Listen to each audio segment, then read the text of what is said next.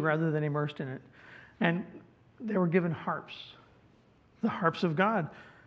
How appropriate for his praise.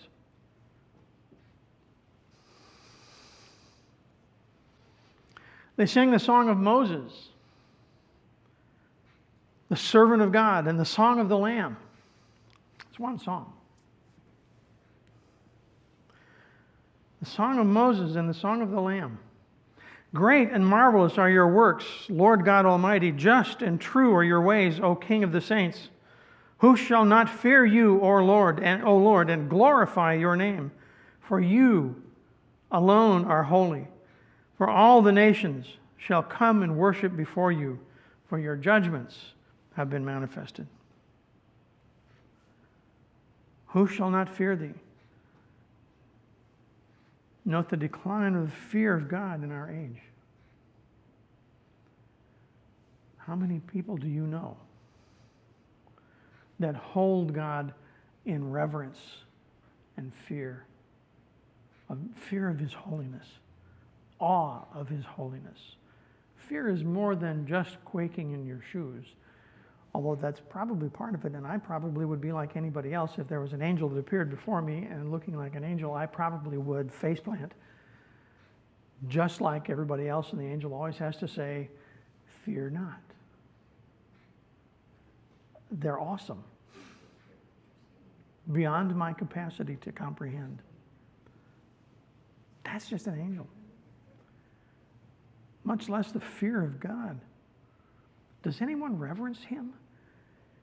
Does anyone is there a place in our nation? Is there a governmental office in our nation that reverences him? Is there a politician? Is there a businessman? There are some. But it's certainly not in the majority.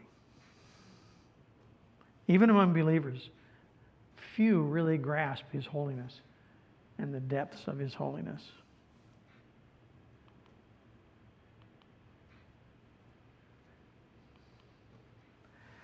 And they sing the song of Moses, so called partly from its agreement with the words he sang after crossing the Red Sea. And we find those in Exodus 15:11. And the same song that he taught the children of Israel shortly before his death in Deuteronomy 32.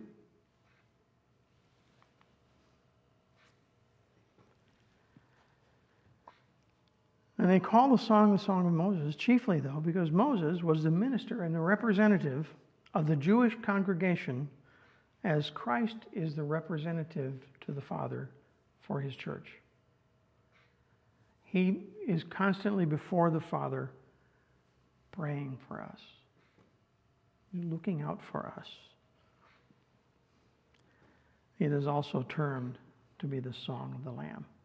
The song? It's a typo, I think. Oh, that could be. I'm prone to doing that. It consists of 6 parts, and the 6 parts answer each other, kind of like a round. Even destroying of his enemies, the enemies of his people. He is the kinsman redeemer. He is our avenger of blood. It is an act of graciousness toward righteousness when he destroys the unrighteous. For his mercy endureth forever. That phrase in Psalm 136 is subjoined to the thanksgiving for his works of vengeance as well as for his delivering of the righteous. It's a very important part. After these things I looked, and behold, the temple of the tabernacle of the testimony in heaven was opened. The holiest of all places was opened. The temple of the tabernacle of the testimony, disclosing a new theater now for the coming forth of the judgments of God now made manifest. The temple is mentioned 15 times in this book, but not before chapter 4. That's very key.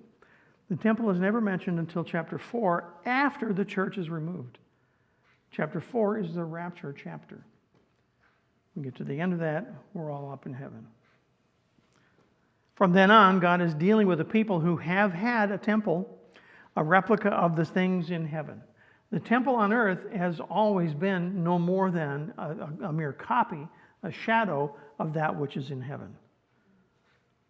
Probably we can't understand and perceive, but it's probably in the same place, I think. I think the temple in heaven is located in the same spot, but it's in dimensions